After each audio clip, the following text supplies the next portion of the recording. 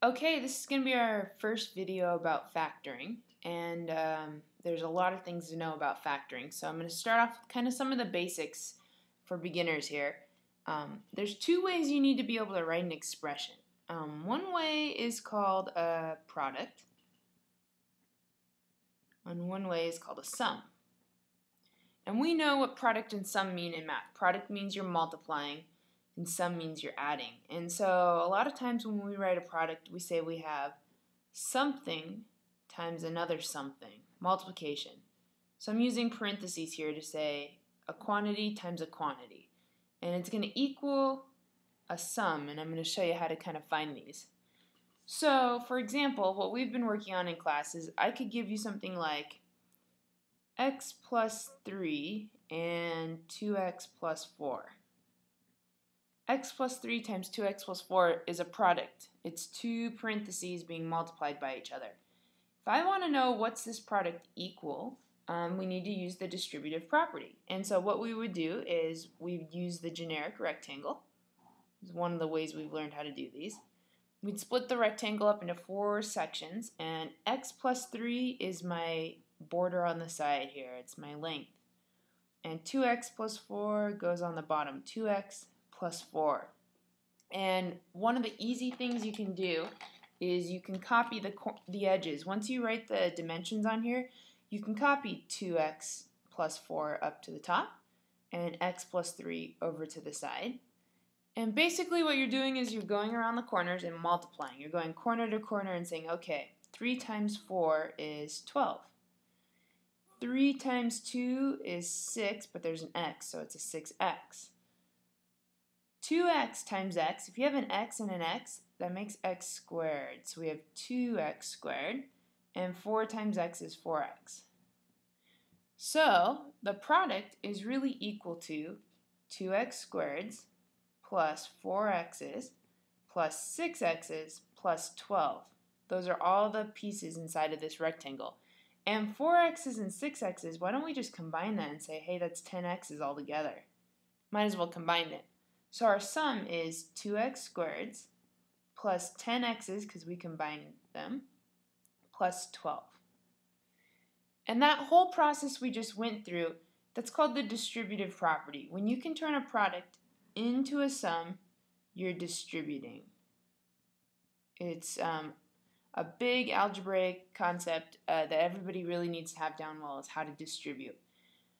Factoring is the reversal of this. If I said, can you take this whole process and go backwards? Start with the sum, cover all this up, imagine this is gone, and go all the way back to the product. That's the process of factoring. So factoring means kind of reversing this whole concept. So let's go through. Let's imagine we had this same problem. I'm going to write it down here.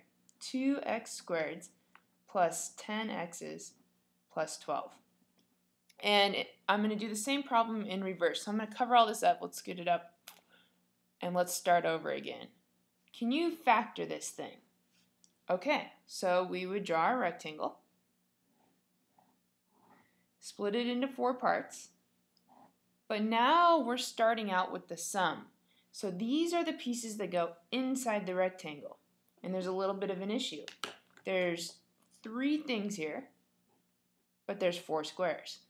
So how are we going to fill it out? I know I could put like the 2x squared and the 12 across from each other, but 10x's have to split apart. I have to put a few x's in this corner and a few x's in this corner.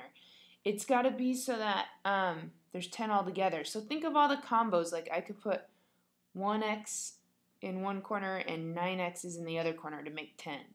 Or I could do 2x's and 8x's.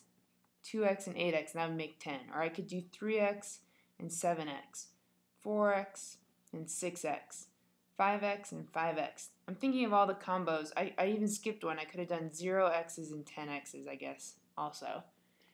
These are all the different combinations that give me 10x's if I split them up in the corners.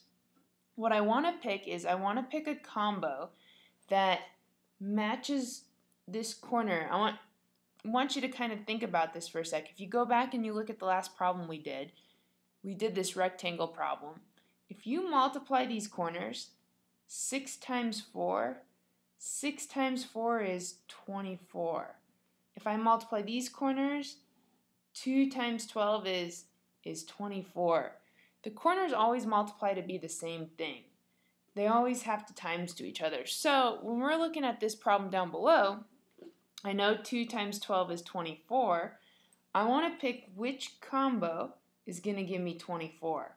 And I know 10 times 0 is 0, 1 times 9 is 9, 2 times 8 is 16. So I'm looking at the best combo here is 4x and 6x. 4x and 6x, because 4 times 6 is 24, just like 2 times 12 is 24.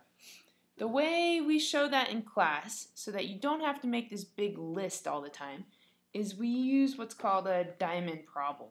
It looks like a big X. Some teachers call it the X method. But basically what it is we take this 10x that we had trouble, that we needed to split up, and we write 10x in the bottom of our diamond. And we multiply these two corners. 2 times 12, 2x squared times 12 is 24x squared. And we find two numbers that are going to have x's that add up to 10, but multiply to 24. So we're timesing to get the top, adding to get the bottom. And so I knew in my head that 6 times 4 is 24, and 6 plus 4 is 10. And that's how I picked these numbers. Once you figure that out, that's really the hard step that kids struggle with. After you guys figure that out, it's all about the outside borders.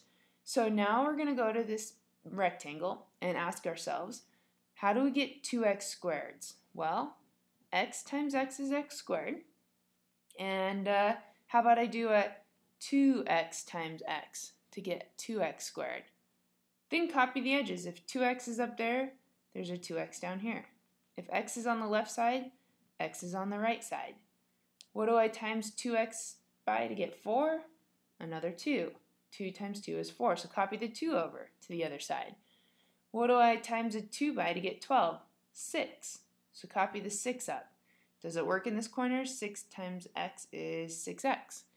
So we've got our answer. We've got two things going on here. We've got this edge and this edge, which make the answers x plus 2. That's one parenthesis, and 2x plus 6.